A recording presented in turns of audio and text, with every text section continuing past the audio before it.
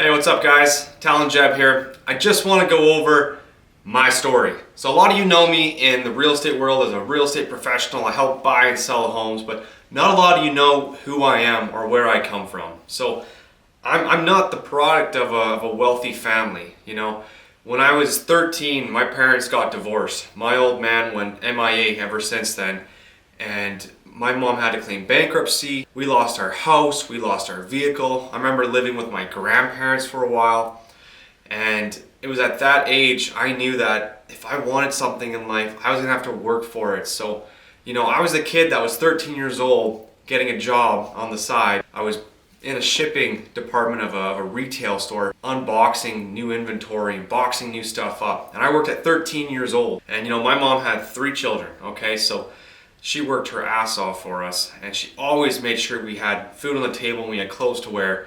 But on the same token, she was busy taking care of 3 kids, so my job was across town. So a lot of times, you know, she'd drive me there and I have to figure out a ride home. So sometimes it came down to me asking the owner, hey, can you get me a ride home? And you know, as a 13-year-old kid, that only happens a couple times before you start feeling embarrassed. And that's how I was feeling. So if there was nights my mom couldn't pick me up, I'd walk across town to get back home. 10 o'clock at night on a weekday school night. I would walk to school, all that kind of stuff.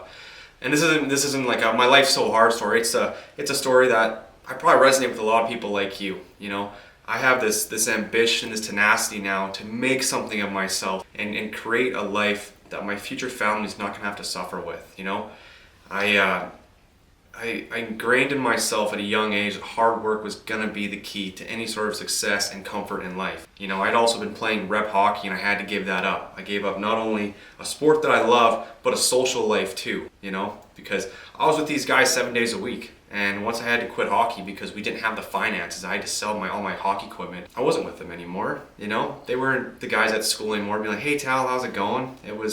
They'd moved on, you know? I was essentially a social outcast with the hockey guys. So 13 years old, I get my first job. 14, I stay working with it. 15, now all I'm thinking of is I'm truck crazy. I want a vehicle really bad.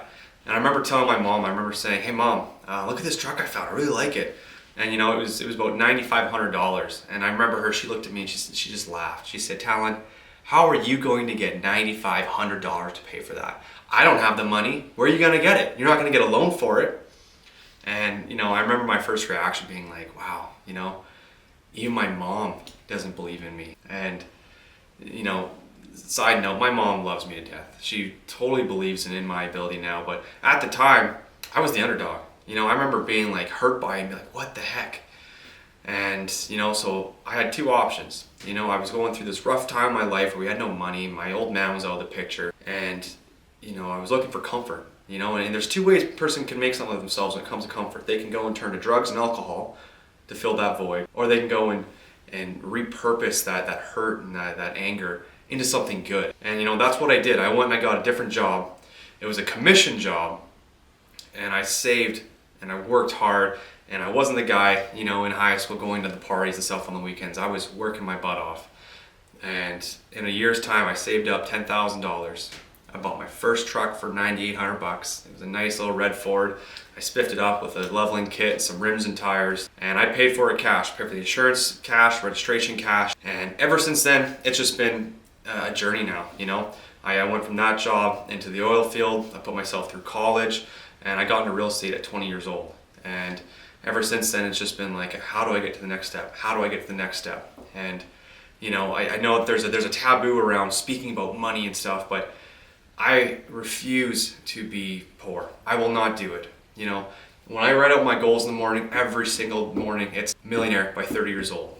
And the difference between me right now and a guy that's already made it is I'm gonna stay with you guys. I'm gonna be doing videos every single week about my hustle, what I'm doing differently, how I'm doing. Did I fail this week? Did I do better this week? But you guys are gonna be able to follow me along on my journey to $1 million because I refuse to be poor. It will not happen in my life. I'm a big believer that the more money you have, the more freedom you have, the more security you have, and the more ability you have to elevate your life and somebody else's. So I want to bring you guys along for this. This isn't a rags to riches story. I'm not trying to, you know, ask you to feel bad for me or anything like that. I just wanted to show you that you can resonate with me. I'm not a product of somebody wealthy. I'm a self-made person, and I'm not where I want to be yet, but I'm gonna get there. I can promise you that, and I'd love to have you guys along for the journey. So thanks for watching.